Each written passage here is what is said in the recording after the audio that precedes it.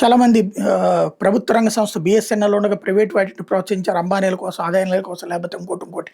మన దేశంలో ఈ వామపక్ష భావజాలికుల యొక్క మనస్తత్వం అట్లాగే ఉంటుంది. అదే చైనాలోనో లేకపోతే రష్యాలోనో రకరకాల ప్రైవేట్ సంస్థలు ఉంటే ప్రోత్సహిస్తుంటారు. వాళ్ళు కోట్లకు కోట్లు సంపాదించారు. కాకపోతే వాళ్ళు కూడా అదే కమ్యూనిస్ట్ పార్టీకి సంబంధించిన నాయకులై ఉంటారు. ఇక్కడ అట్లా కాకుండా అందరూ ప్రజలు అందరూ ఎవరైనా సరే ఎదగచ్చు, డెవలప్ చేసుకోవచ్చు. ఇప్పుడు తాజాగా చూస్తే బీఎస్ఎన్ఎల్ చేతిలోనే అన్నీ ఉంచేసేసి మిగతా టెలికాం సర్వీసెస్ తీసేయాలి అన్నటువంటి పాయింట్ని చర్చకు తీసుకొస్తుంటే వామపక్షాలు అదని అసాధ్యమైనటువంటి పని. స్పర్ధయా వర్ధతే విద్యా తరహాలో పోటీ వల్లనే కాస్త తక్కువ ధరకే సదుపాయాలు అందుతున్నాయి.